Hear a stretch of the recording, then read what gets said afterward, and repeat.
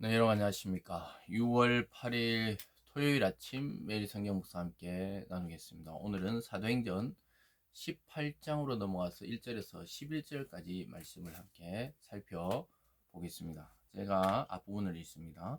그 후에 바울이 아덴을 떠나 고린도에 이르러 아굴라라 하는 본도에 사는 유대인 한 사람을 만나니 글라우디오가 모든 유대인을 명하여 로마에서 떠나라 한 고로 그가 그 안에 브리스길라와 함께 이달리아로부터 새로 온지라. 바울이 그들에게 감해 생업이 같으므로 함께 살며 일을 하니 그 생업은 천막을 만드는 것이더라. 아멘.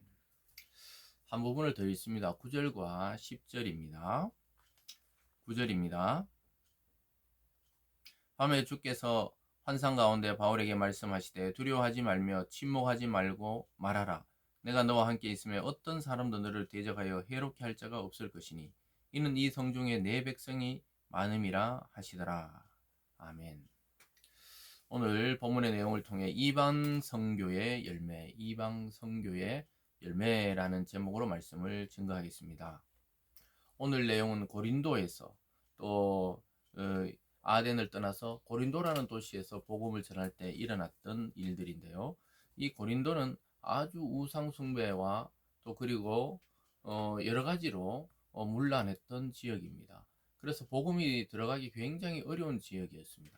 근데 놀랍게도 바울이 복음을 전했을 때 많은 사람이 주께로 돌아온 그러한 지역이기도 했습니다. 아까 읽어드린 대로 하나님께서 바울을 격려하시면서 두려워하지 말고 담대히 그 반대에 맞서서 말씀을 증거하라. 왜냐하면 이 도시에 내 백성이 많다. 이렇게 하나님께서 직접 알려주신 도시이기도 했던 것입니다. 그래서 우리의 생각과 전혀 다르게 전혀 복음을 받아들일 것 같지 않는 지역, 그렇지 않던 사람이 오히려 하나님이 택한 자일 수도 있다는 사실을 우리는 늘 명심해야 합니다.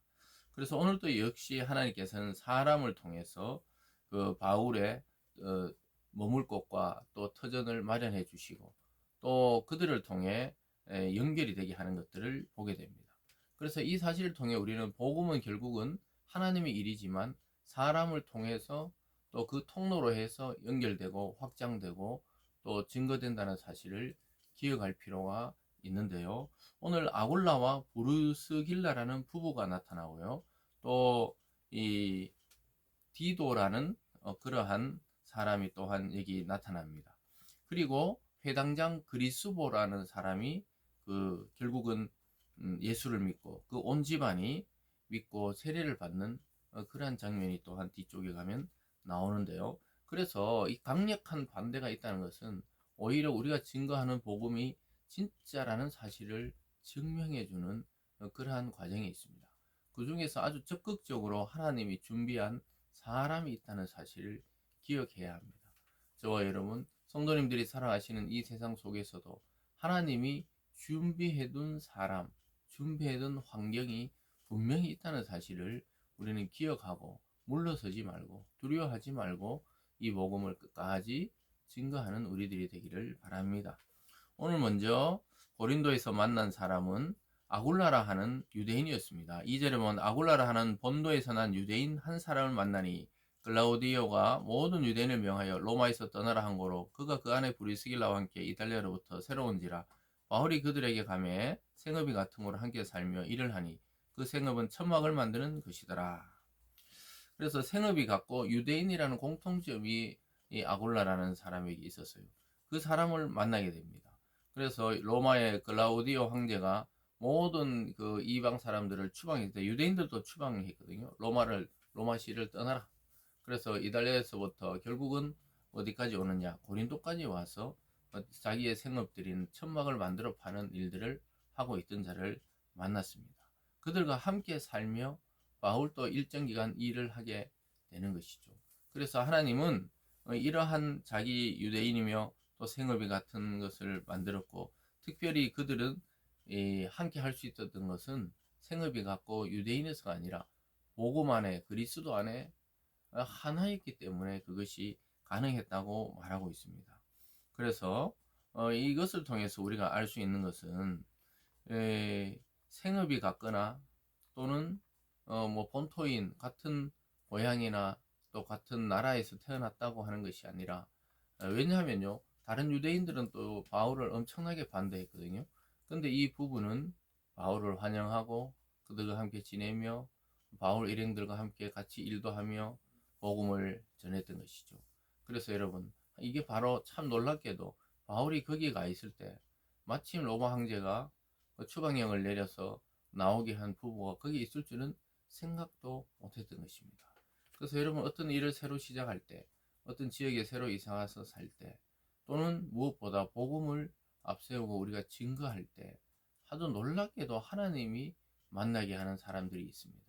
이것은 성도들도 그렇고 목회를 해봐도 마찬가지입니다. 하나님은 반드시 뜻이 있기 때문에 그곳에 보내는 것입니다. 그런데요, 안식일에 역시 그 해당에 가서, 그 당시에는 해당에 들어가서 안식일에 강론을 했는데 엄청난 반대가 또 일어납니다. 4절이죠. 안식일마다 바울이 해당에서 강론하고 유대인과 헬라인을 권면하니라.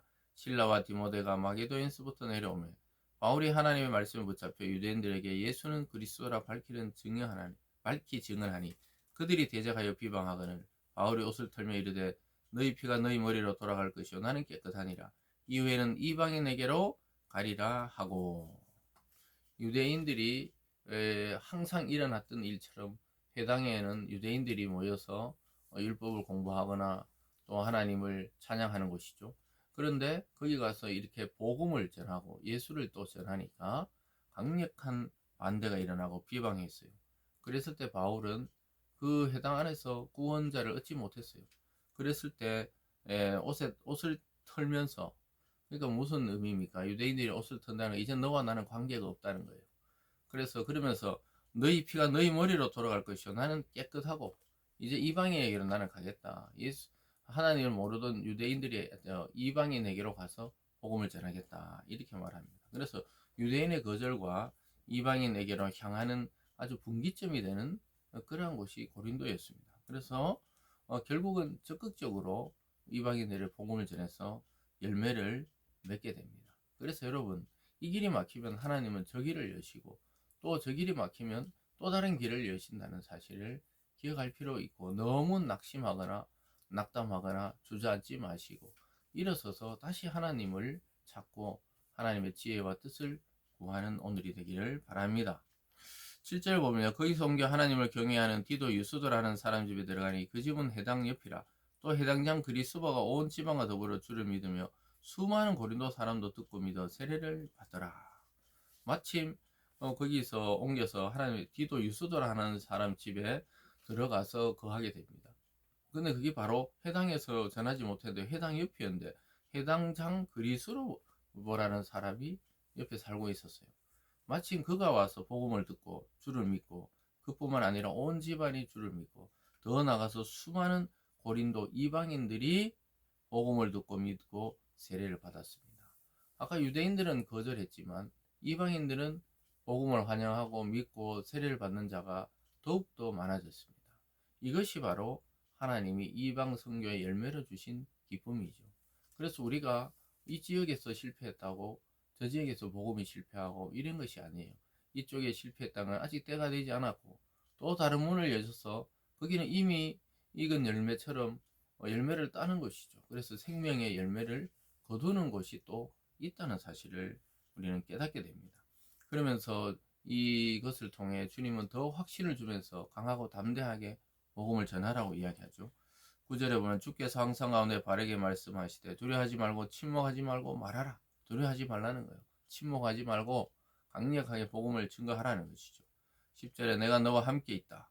어떤 사람도 너를 대적하여 해롭게 할 자가 없을 것이니 이는 이 성중에 내 백성이 많음이라 하시더라. 강하고 담대하라.